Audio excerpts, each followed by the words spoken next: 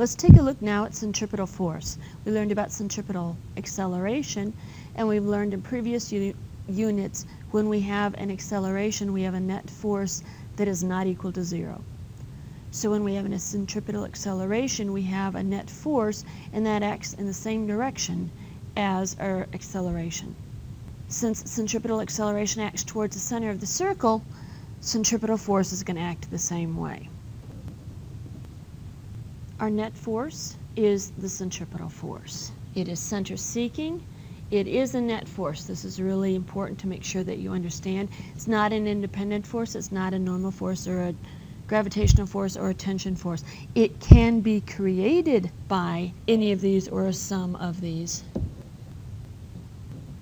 But centripetal force is a net force. And we know that net force equals mass times acceleration. So centripetal force is going to be equal to mass times centripetal acceleration. We learned that centripetal acceleration is equal to velocity squared over r, so we can say that centripetal force is equal to mass times velocity squared over the radius.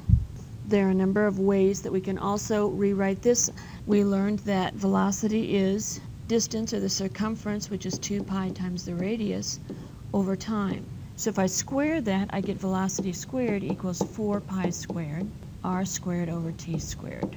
If I take this equation then and plug it into centripetal acceleration, this whole thing gets stuck over the radius. So I have 4 pi squared, r squared over t squared times r.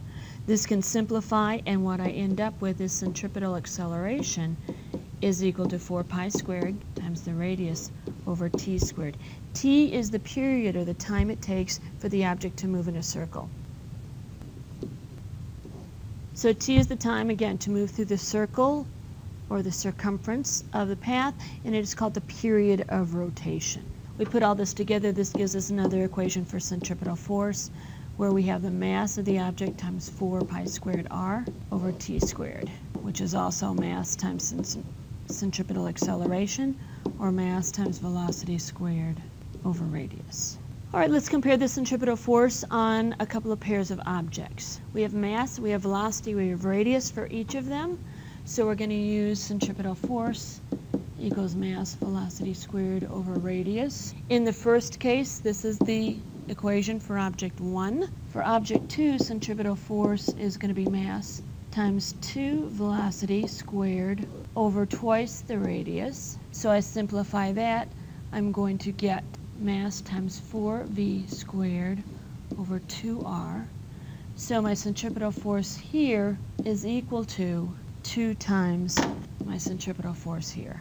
For my second setup, I have the same variable, so I have centripetal force here equaling twice the mass. We'll do this one in our head, so we have 4v squared over radius. For the other one, we have centripetal force equaling mass times v squared over 4 times the radius. So in this case, we need 32 of this centripetal force to equal our first centripetal force, because we have 8 in the numerator here, we have 4 in the denominator here. So that gives us one centripetal force 32 times bigger than the other one. If we look at the last one, we need to use a different equation this time because we don't have a velocity, we have a time.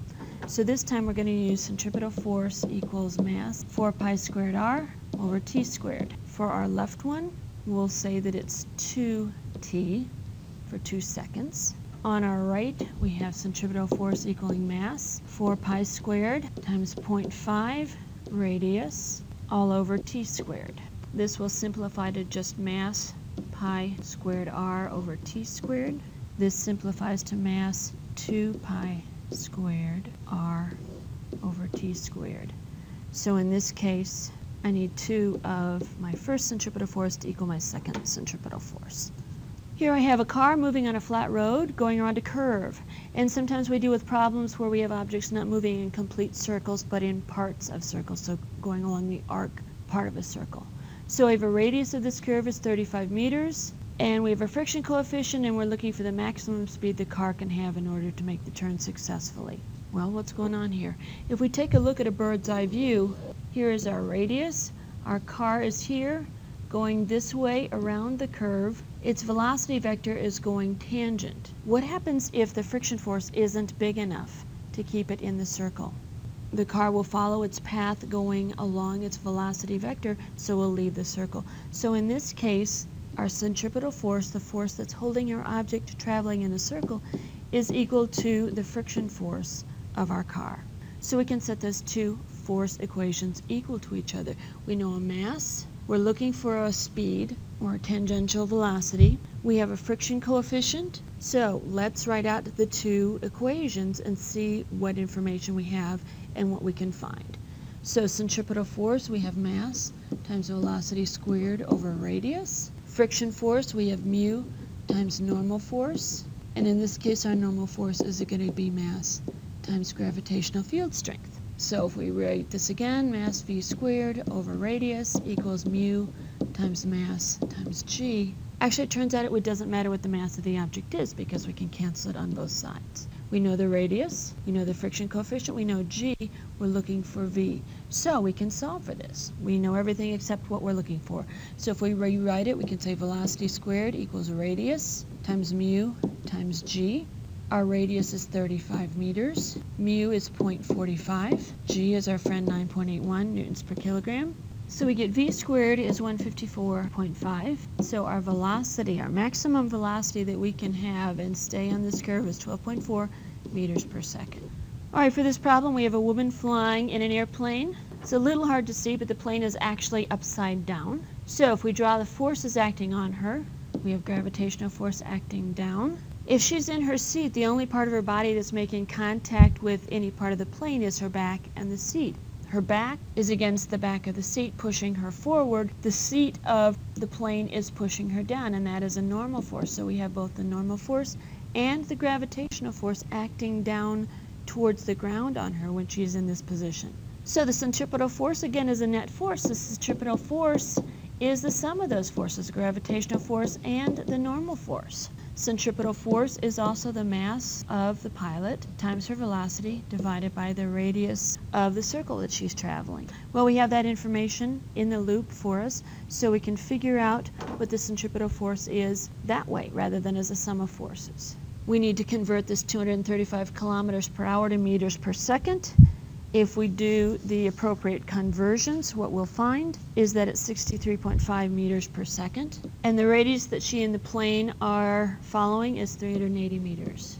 So the centripetal force that she is experiencing is 617 newtons. Okay, the seat force is the normal force. Well, we're going to go back to our overall equation where we have centripetal force equals gravitational force plus normal force. We just figured out the centripetal force at 617 newtons.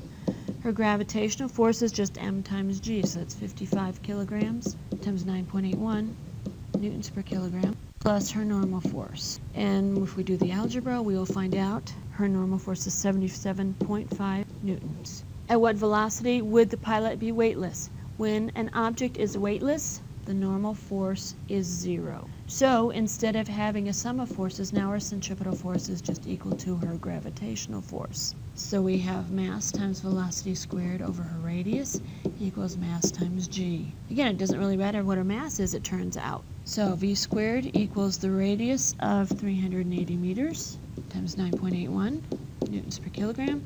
And we find the velocity, the minimum velocity she can travel and be weightless is 61 meters per second.